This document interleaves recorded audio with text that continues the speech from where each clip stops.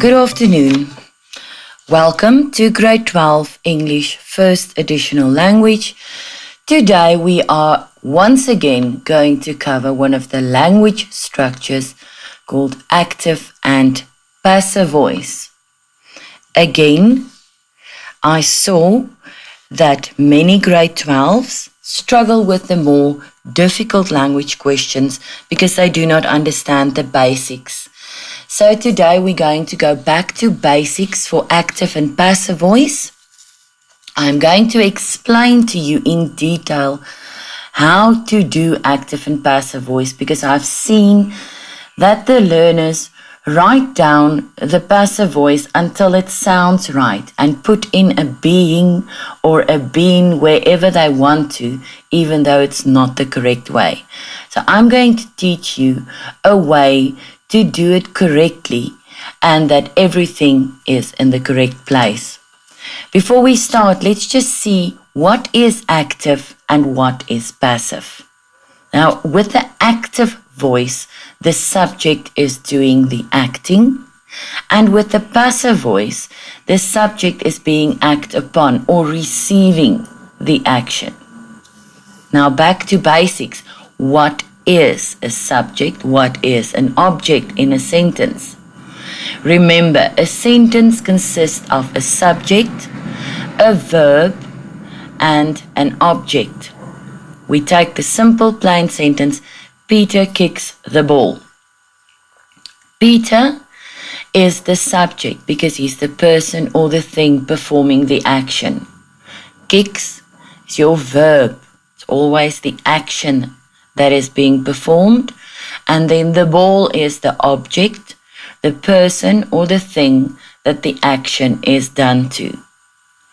So in order to do your active and passive voice correctly, you have to be able to identify the subject, the doer, the verb, the action, and the object, the person or the thing that the action is done to.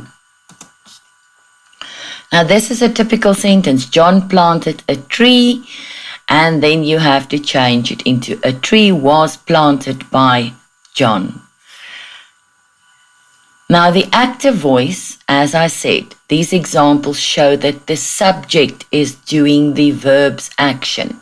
The computer ate my paper, so the computer, which is your subject, is doing the eating, which is the verb. Christy will give a book report to the class. Christy is the subject doing the action. She is doing the giving. She's giving a book report. The dog jumped onto the boy. The dog is the subject and he is doing the jumping. Now the important part, what we're going to concentrate on is the passive voice. The subject is being acted upon by the verb. So the boy was jumped on by the dog. The boy is the object. He was being jumped on, the verb, by the dog, which was the subject. A book report will be given by Christy to the class. The report is the object, will be given as the verb by Christy, the subject. My paper was eaten by the computer. The paper was the object, was being eaten is the verb by the computer. Now, when you do passive voice, it is like baking a cake. In order to bake a successful cake that looks as yummy as this one on your screen, you need certain ingredients.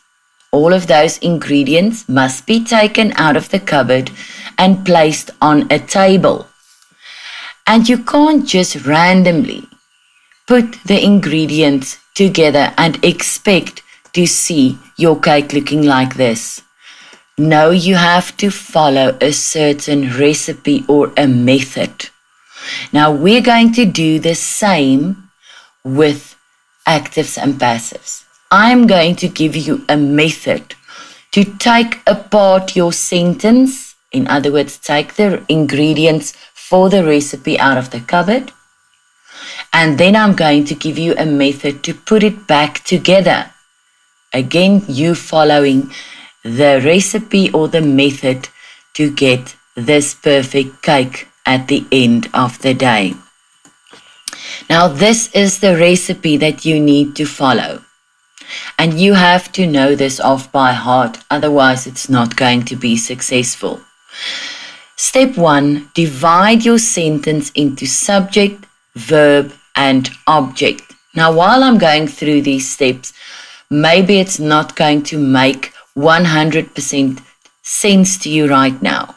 But once we start applying these steps to our sentences, it's going to make sense. So the first thing you do is you write down on a little piece of paper subject, verb, and object. Step 2 is always change the verb into the third column. Always change the verb into the third column.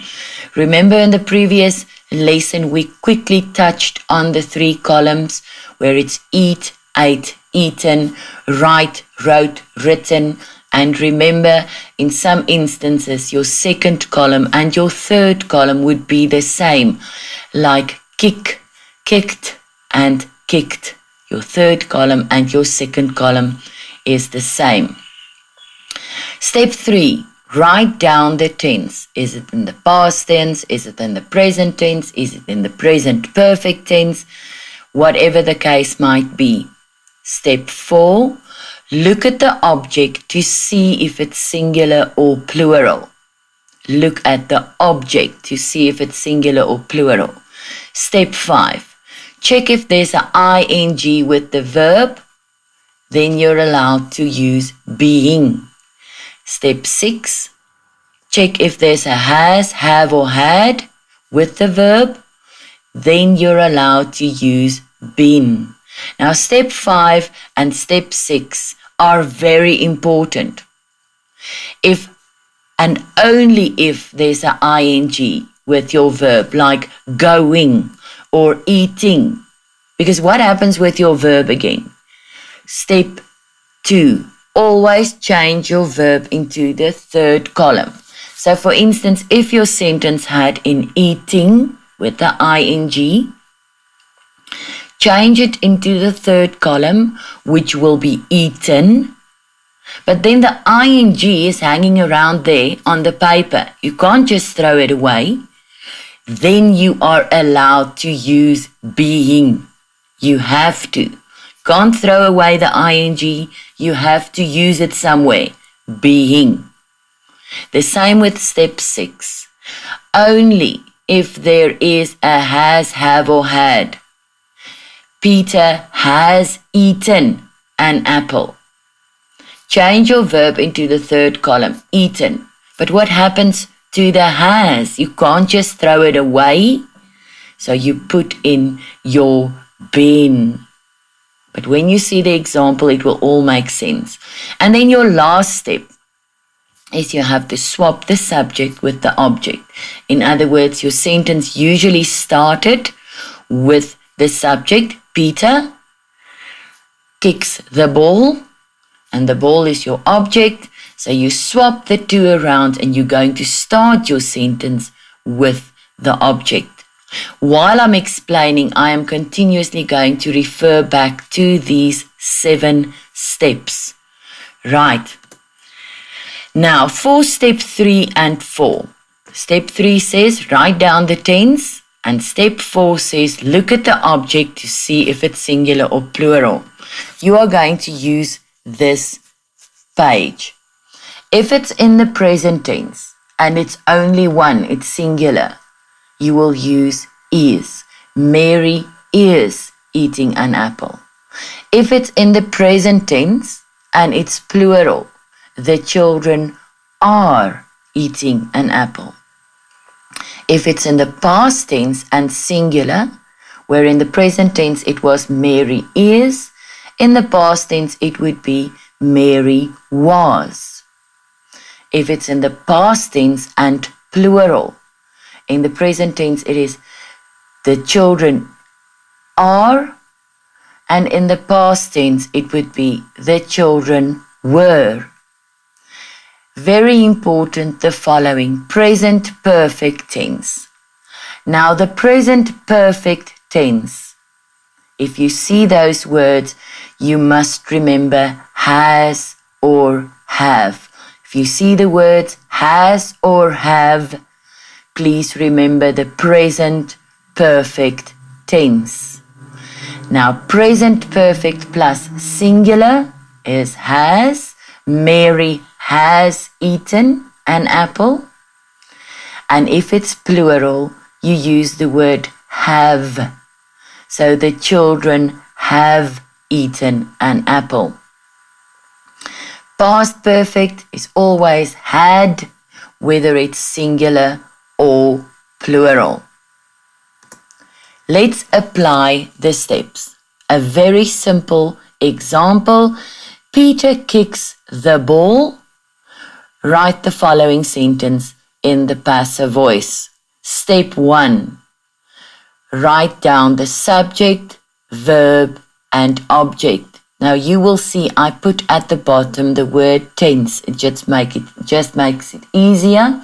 So write down every time you have to do actives or passives underneath your sentence in your pencil.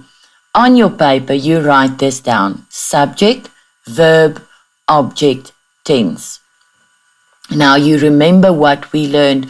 What is the subject? It is the person or the thing performing the action. So Peter kicks the ball. Who's performing the action? That would be Peter. The verb is the doing word, the action word. In this case, it would be kicks. And then the object is the person or the thing that the action is being done to. In this case, it would be the ball. Step 2. Change your verb into the third column, and that would be kicked. Step 3. Determine the tense. And then step 4, look at the object to see whether it's singular or plural. Peter kicks the ball. That is present tense, present indefinite tense. The object is the ball. It's only one. So present tense plus singular is. Step 5. Is there an ing with your verb? No. So we disregard step 5. Step 6. Look for a has, have, or had. Do you see anything? No. Disregard. And then the last step is to swap the subject with the object. And very important, we write down what we see. Now look at the screen in front of you. You know you have to start your sentence with the object. So then it will be the ball, and then it is kicked by Peter. We're going to look at it again. First of all, you write down subject, verb, object, tense. Step 1 is to determine subject, verb, and object. My subject is the person doing the action, Peter. My verb is my action word, kicks. My object is the person or the thing that the action is being done to, the ball. Step 2, very, very important. When we work with passive voice, you always change the verb into the third column. You write it down. Then step 3, I'm looking at the tense, right? It is present tense. And step 4, look at the object to see whether it's singular or plural. And the ball is singular, and so it gives me is. I do not see a ing or a has, have, or had. I disregard 5 and 6. So step 7 is swap the object with the subject. So I'm going to start with the ball is kicked by Peter. Mary ate the sandwiches. Step 1. Determine the subject, the verb, and the object. The subject, again, is the person or the thing performing the action. In this case, it would be Mary. The verb is the action word. 8. The object is the thing or the person the action is being done to. All the sandwiches. Step 2. Change the verb into the third column. Eaten. Step 3. Determine the tense. And then step 4. Look at the object to determine whether it's singular or plural. Look at your verb to determine your tense. Mary ate. Ate is the past tense. Very important. So you're going to write past tense and then all the sandwiches is plural. So it is were. Past indefinite plus plural equals were. Do you see a ing? No. Do you see a has, have or had? No. And last step, we swap the two around and then we start with all the sandwiches were eaten by Mary. All the sandwiches were eaten by Mary. Sarah is eating an apple. Step 1. Determine subject, verb, object. Subject, person performing the action, which is Sarah. The verb is eating. The object, an apple. Step 2. Change the verb into the third column. Step 3. Look at the tense. And you'll see this is present continuous. I said in the previous lesson, remember if you see a ing with your verb, you know it's ongoing, meaning continuing. So it is continuous tense. So it's present continuous. And an apple, step 4, look at the object to determine whether it's singular or plural. An apple is singular, so it gives you is. Right, then step 5. Do you see a ing? Yes, I do.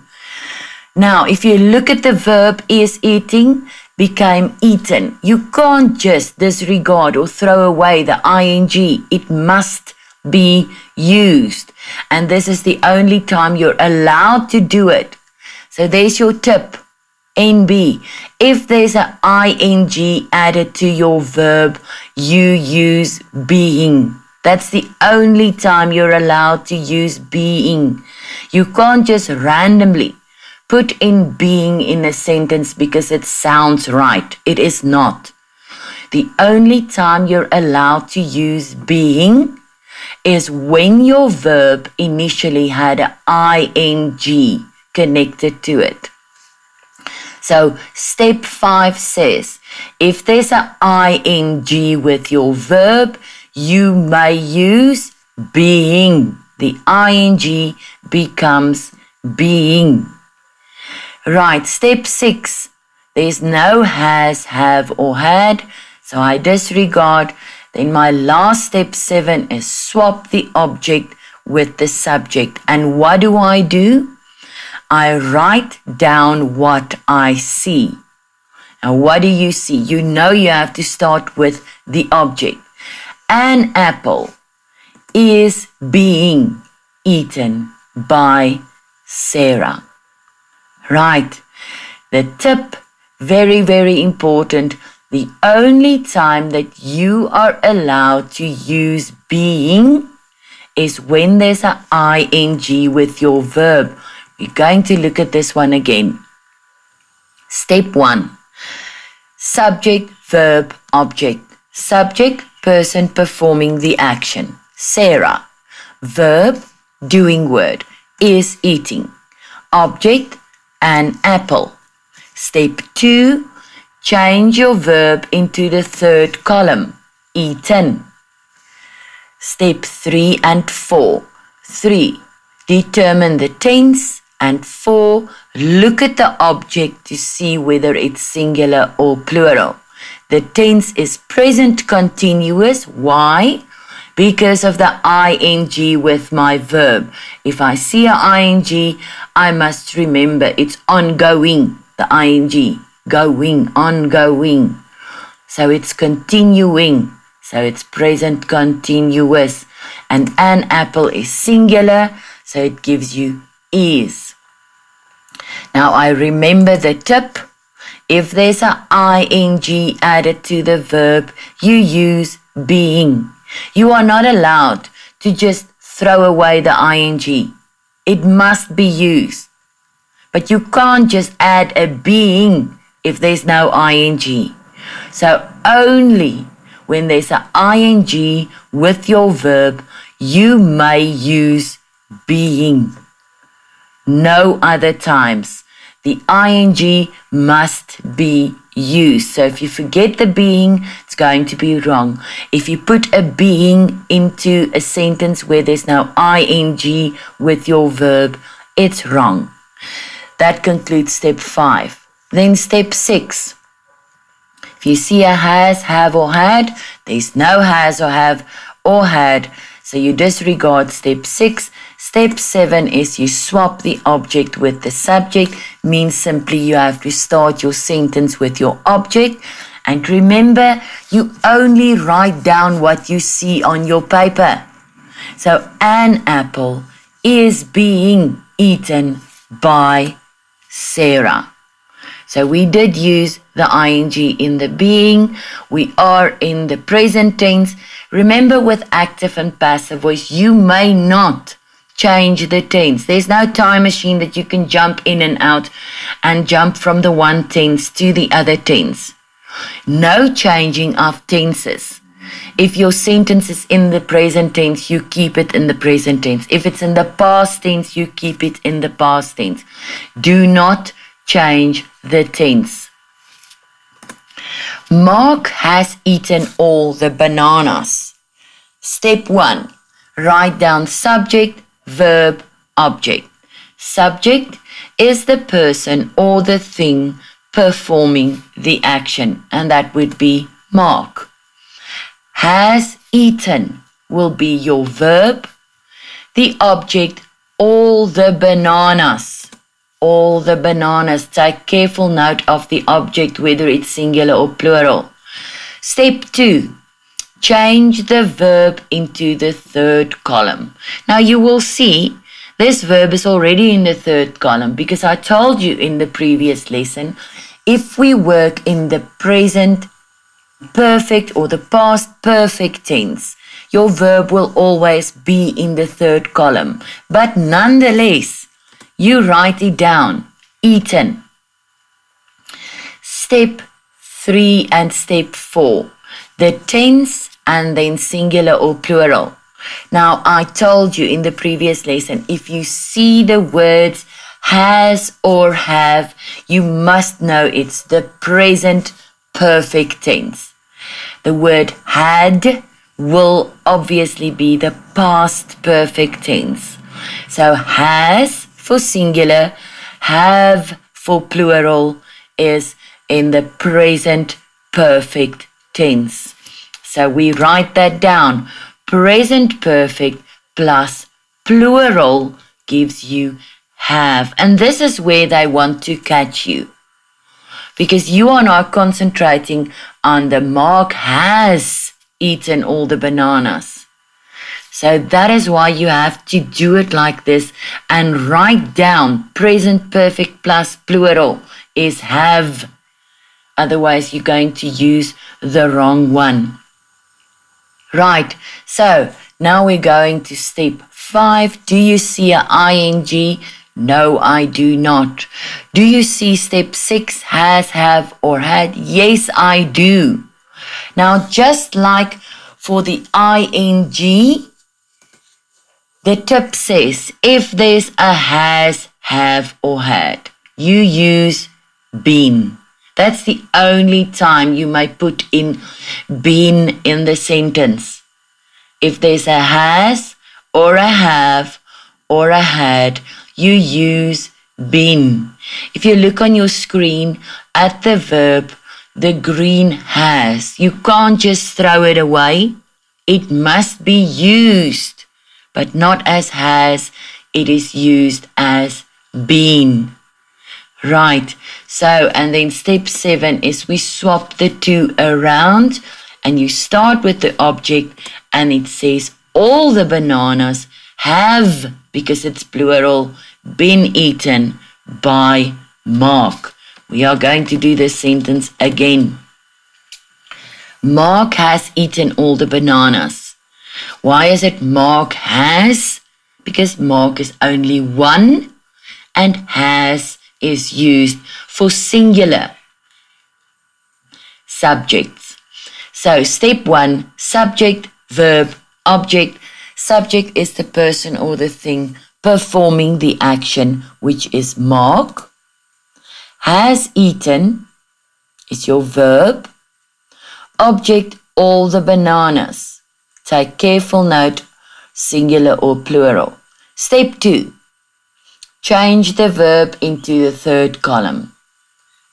If we work in the perfect tense, your verb will already be in the third column, but nonetheless you have to write it down.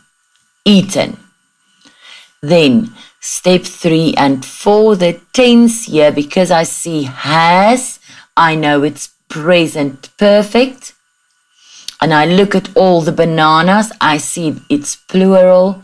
If it's present perfect plus plural, it gives me have. Then step 5, there's no ing. Step 6, yes, I see a has and a have and a had, but I can't just throw away the has. I have to use it, but I use it in the word been. So if there's a has, have or had, you use been, and that's the only time you can use it. If your sentence does not contain has or have or had, you are not allowed to just randomly put in been because it sounds correct. It's not. The only time that you can use the word been in your sentence if there is a has or a have or a had in it. Step 7, we swap the two around and we start with all the bananas have been eaten by Mark. Right. Now, what we're going to do now is questions from old papers, because the examples that I use to explain them to you are the basics. But you first have to do the basics correct. Understand that correctly in order for you to do the more difficult sentences, because the principles stay the same. What you need to do stays exactly the same. You will see in the paper, they usually tell you which words that you have to start with. So your sentence is, the 18-year-old had developed an illness causing paralysis. Start with an. So obviously it will be an illness causing paralysis. So the first thing you need to do is, step 1, determine where's the subject, the verb, and the object. So your subject will be the 18-year-old. Your verb, had developed. Your object, an illness causing paralysis. And you write it down. Step 2, change the verb into the third column, developed. Step 3 and 4, see in which tense your sentence is. Look at your verb. You see the word had, and then you know it is past perfect. Remember, present perfect is has, singular, have, plural. Past perfect, singular and plural, is had. Right? And then look at the object to determine whether it's singular or plural. An illness causing paralysis. An illness is only one thing, so it's singular. Past perfect plus singular is had. Please remember, you do never ever change your tense in which you are working. Step 5, do you see an ing with your verb? No, I don't. Step 6, do you see a has, have, or had? Yes, I do. I know I can't just throw away the had. I have to use it by using the word been. And then step 7, I swap the two around. I write down what I see, and it will be an illness causing paralysis had been developed by the 18-year-old. So this sentence is a bit more difficult, but the basic principle stays the same. Robert is training someone every week. Start with someone. So again, step 1, subject, Robert. The verb is training. The object, someone. The words every week you can put in at the end once you're done with analyzing and taking apart and putting together your sentence again. Right, so step 2, change the verb into the third column, and that would be trained. Step 3, determine the tense, and step 4, look at the object to see whether it's singular or plural. Now, if we look at Robert is training, I see an ing, I immediately remember it's continuous, and the word is tells me it's present tense. So this is present continuous, and someone is singular, so present continuous plus singular is. Step 5, do I see an ing? Yes, I do, and I remember I can't just throw it away, so it must become being. Do I see a has, have, or had? Step 6, no, I don't. Step 7, swap the object with the subject, and I write down what I see. Someone is being trained by Robert every week. Someone is being trained by Robert every week. Remember the tip. You are only allowed to use being if there was an ing with your verb. No other times are you allowed to use being. Money provides financial freedom. Start with financial freedom. So obviously you should have seen by now the words that they ask you to start with is or are your object. So the word or the words that they give to you to start your sentence with is your object. Right, step 1.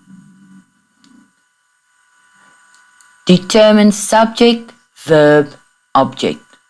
Subject, money. Verb, the action word, provides. The object, financial freedom. Step 2. Always change your verb into the third column. Provided. Now this verb is one of those that the second and the third column will be the same. In this case, your third column of the verb will be provided. Step 3, the tense. If you look at your sentence, money provides, that's plain and simple present indefinite tense. That's present tense. And then financial freedom is one concept, so it is singular. So it's present indefinite plus singular, and that is. Then there's no ing, there's no has, have, or had. We swap the two around. You write down what you see. Financial freedom is provided by money. Right, I'm going to go back just a little bit again. Just a quick look at our steps. Remember these steps. Number 1, divide the sentence into subject, verb, and object. Very, very important. And I know some of you would think this is so unnecessary, but if you write everything down, there's no room for error. You can't make a mistake. If you learn these steps off by heart and you apply them like I've just shown you, I've shown you all the kinds of sentences that they can ask. And obviously the sentences in your paper will be more difficult. But you just do it word for word. You determine your subject, your verb, and your object. You change your verb into the third column. You write down the tense. You look at the object to see whether it's singular or plural, because that will tell you, do I use is, do I use was, do I use are, or were, or has, or have. Remember, the only time that you are allowed to use being is if there was an ing with your verb. If there's a has, have, or had, you are allowed to use been. And please remember that you may only use been if there's a has or a have. You may only use being if there was an ing. Right, so again, Peter kicks the ball. If you applied all your steps carefully, the ball is kicked by Peter. Mary ate the sandwiches. What do we concentrate all here? Is look at your tense is the past tense. All right, and the sandwiches are plural, so it's were. Sarah is eating an apple. What is important here? The ing becomes a being. You can only put in a being if there's an ing. So an apple is being eaten by Sarah. Mark has eaten all the bananas. What is important in this example? The word has. The only time that you are allowed to use been is if there's a has, have, or had. So all the bananas have been eaten by Mark. And then these are examples from old papers that I took. If you just analyze and take it apart like I told you with the easier examples, there will be no mistakes. Again, please make very sure, apply the steps. Know the steps, apply the steps. It's going to take you 1 minute longer to answer that question, but it will be worth it. Thank you very much.